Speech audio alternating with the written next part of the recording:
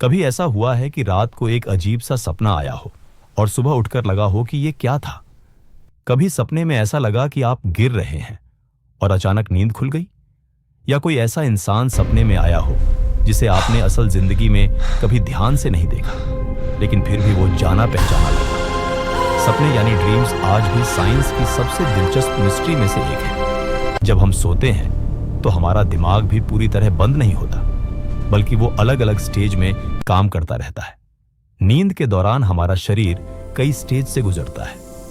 पहली स्टेज में हल्की नींद होती है, जहां शरीर धीरे धीरे रिलैक्स होने लगता है। दूसरी स्टेज में नींद थोड़ी और गहरी हो जाती है और दिल की धड़कन धीमी होने लगती है। इसके बाद आती है गहरी नींद, जहां हमारा शरीर खुद को रिपेयर करता है और एनर्जी वापस पाता है। फिर आती है सबसे खास स्टेज, जिसे REM स्लीप कहा जाता है।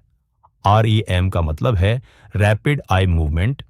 इस स्टेज में हमारी आंखें बंद होती हैं, लेकिन अंदर बहुत तेजी से मूव करती रहती हैं, और इसी समय हमें सबसे ज्यादा सपने आते हैं।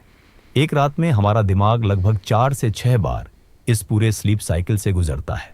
हर बार REM स्लीप थोड़ी और लंबी होती जाती है, इसलिए सुबह के समय आने वाले सपने ज्यादा लंबे और यादगार होते हैं।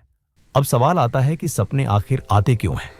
एक थ्योरी के अनुसार सपने हमारे दिमाग का तरीका है दिन भर की यादों को व्यवस्थित करने का। हम दिन भर जो देखते हैं, सुनते हैं या महसूस करते हैं, दिमाग रात को उसे प्रोसेस करता है। दूसरी थ्योरी कहती है कि सपने हमारी भावनाओं को समझने और उन्हें संतुलित करने में मदद करते हैं। इसी वजह से कई बार हमारे डर या चिंताएं भी सपनों में दिखाई देती हैं। तीसरी थ्योरी के अनुसार सपने एक तरह का प्रैक्टिस मोड होते हैं।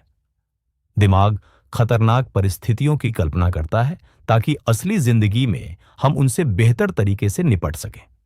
एक रोचक तथ्य यह भी है कि सपनों में हम कोई नया चेहरा नहीं देखते। जो भी लोग हमें सपनों में दिखाई देते हैं, उन्हें हमने कभी न कभी असल जिंदगी में जरूर देखा होता है। और सबसे हैरान करने वाली बात यह है कि हम अपने सपने बहुत जल्दी भूल जाते हैं।